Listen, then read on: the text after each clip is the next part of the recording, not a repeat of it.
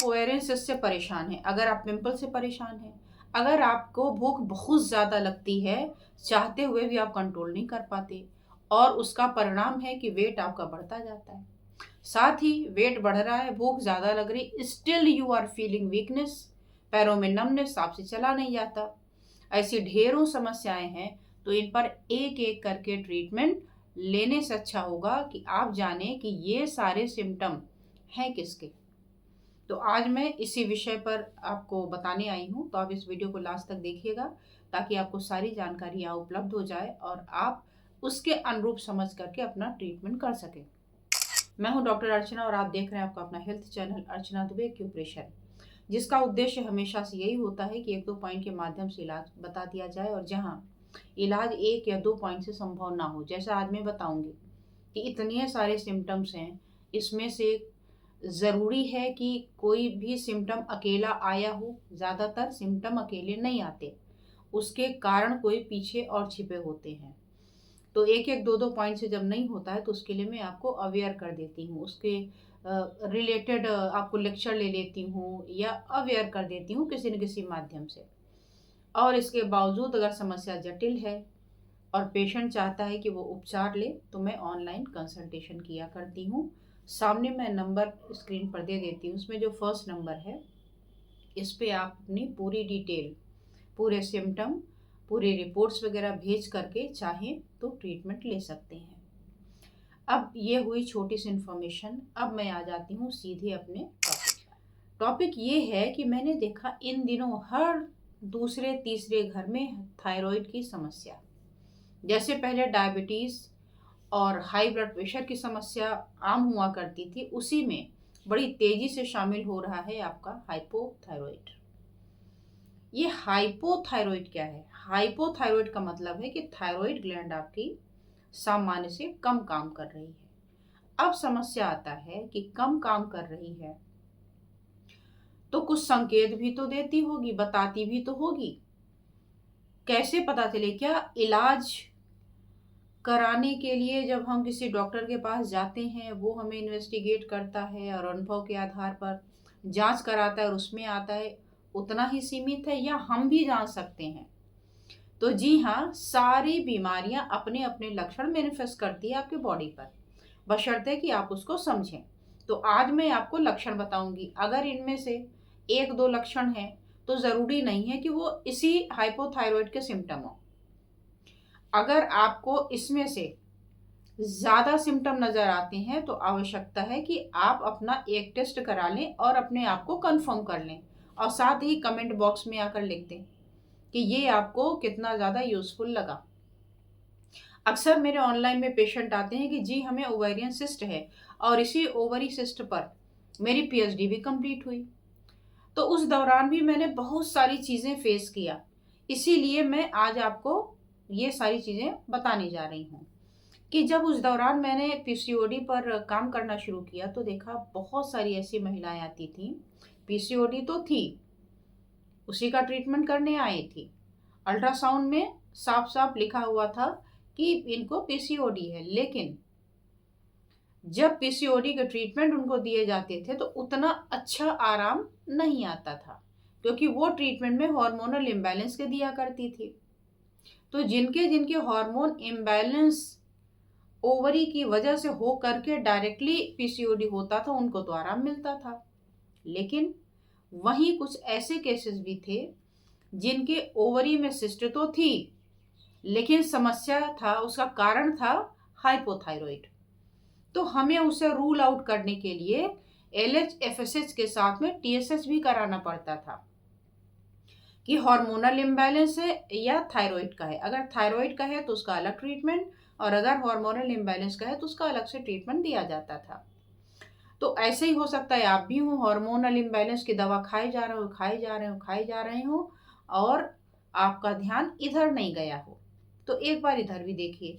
तो ओवरी में सिस्ट होना, और इतना ही नहीं, इनफर्टिलिटी के केसेस में भी हाइपोथायरॉइड का बड़ा गहरा रोल है। तो ओवेरियन सिस्ट, क्योंकि ओवरी की फंक्शनिंग डिस्टर्ब हो गई, और जब ओवरी की फंक्शन डिस्टर्ब हुई तो ओवा बनेगा ही नहीं, जब ओवा ही नहीं बनेगा ठीक से तो फिर बच्चे कैसे पैदा होंगे? तो कंसीविंग में जो प्रॉब्लम आती है उसका बहुत बड़ा गहरा कारण ये भी है। तो ओवरी में सिस्ट होना, इनफर्टिलिटी होना, स्किन में प्रॉब्लम हो जाना, स्किन में रैशेज हैं, एक्जिमा है, कुछ हो गया, अब आप बार बार उसमें ऑइंटमेंट लगा रहे हैं, कुछ कुछ कर रहे हैं कि ऐसे ठीक हो जाए, ऐसे ठीक हो जाए, फिर भी वो ठीक नहीं हो रहा है। तो इसका मतलब एक कारण इसका हाइपोथायरॉयड भी हो सकता है। इसके अलावा बहुत ज़्यादा पिंपल्स हो रहे हैं, स्टिल यू आर हाइड्रेटेड, पानी खूब पीते हैं, शरीर में जो गर्मी वगैरह बढ़ने की वजह से या हार्मोन से ऐसा कुछ भी नहीं है, सब ओके है, फिर भी आपके पूरे गाल पिंपल से भरे हुए हैं, तो ये एक रीज़न हाइपोथायरॉइड हो सकता है। अब इसके अलावा इरेगुलर पीरियड की समस्या केवल आपके रिप्रोडक्टिव ऑर्गन से हो ऐसा नहीं है। अगर थायराइड ग्लैंड कम काम कर रहा है, हाइपोथायरॉइड है, तो आपको एक सबसे बड़ा लक्षण इरेगुलर पीरियड मिलता है देखने को।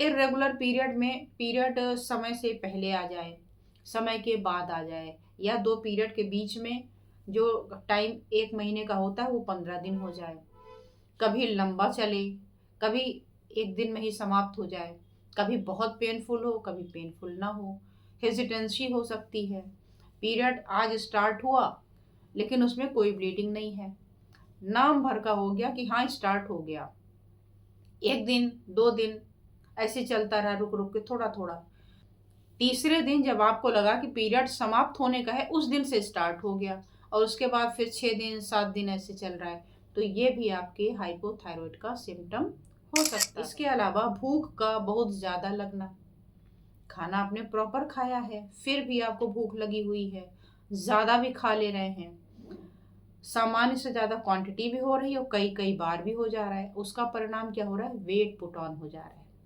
कुछ लोग तो इसलिए खाते हैं क्योंकि उनको कमजोरी बड़ी लगती है, उठा नहीं जा रहा, बैठा नहीं जा रहा, लगता है अच्छा कुछ खा लें तो शायद कुछ ताकत आ जाए, तो उसके भ्रम में भी कुछ लोग ज़्यादा खाते हैं। अब ज़्यादा खाएंगे तो वजन बढ़ेगा, और सिम्टम मैंने बताया कमजोरी का, तो कमजोरी अलग बढ़ रही है, और वीकनेस के साथ ही वीकनेस है, खाना खा लिया ठीक होना चाहिए, अगर खाने की वजह से है तो वो तो है ही नहीं, वो तो है हार्मोन के इम्बैलेंस से, तो इधर आपका वजन भी बढ़ रहा है, इधर आपकी भूख ज़्यादा लग रही है, और साथ में क्या हो रहा है? वीकनेस हो रहा है, हार्मोन इम्बैलेंस हो सकते हैं आपके।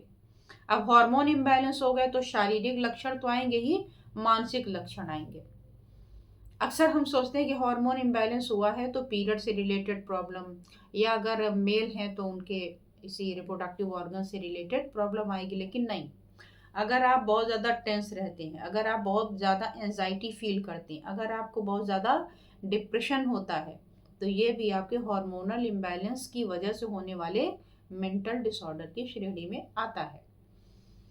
और जो यंग जनरेशन है उनमें इस तरीके की समस्या आपको और ज़्यादा देखने को मिलती है। इसके अलावा आपका हो गया हेयर फॉल। अगर आपके हेयर फॉल बहुत ज़्यादा हो रहा है, कारण नहीं पता चल रहा है, तो हो सकता है कि आपका एक रीज़न हाइपोथायरॉइड भी हो, तो आप इसको चेक करा लें।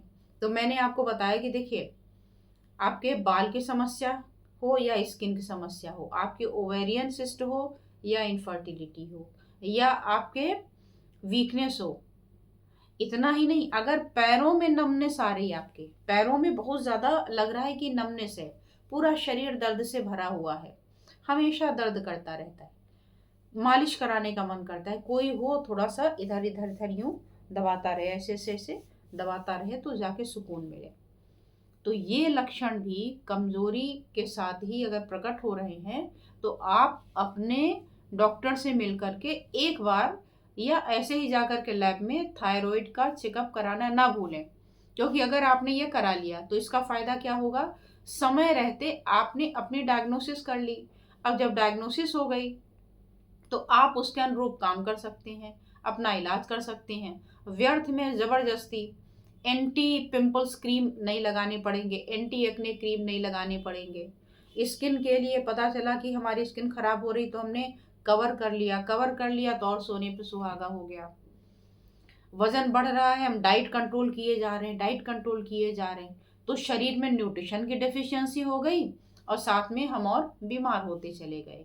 तो अच्छा होगा कि केवल वजन बढ़ने पर ही थायराइड का ट्रीटमेंट ना करें कि वजन बढ़ रहा है तो थायराइड ही होगा, उसके बहुत सारे कारण होते हैं। तो थायराइड के मैंने आज वो इम्पोर्टेंट सिम्टम बताने की कोशिश की है मैंने, जिससे पेशेंट ज़्यादातर कंफ्यूज रहते हैं।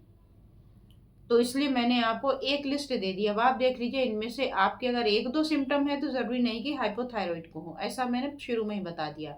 अगर आपको लगता है कि मोर देन 4-5 सिम्टम्स मैच कर रहे हैं, तब आपको एक बार अपने डॉक्टर से सलाह लेनी चाहिए, या फिर आप अपना मेडिकल चेकअप करा करके आश्वस्त हो सकते हैं कि हाँ, हमारा ये है या नहीं है। तो आई होप कि आपको आज की वीडियो पसंद आई होगी। पसंद आई हो और इस तरीके की वीडियो आप पसंद करते हो तो लाइक और कमेंट करने के साथ में सब्सक्राइब ज़रूर किया करें। और सब्सक्राइब अकेले नहीं, 2-2 4-4 से और करवाए करिए। क्यों?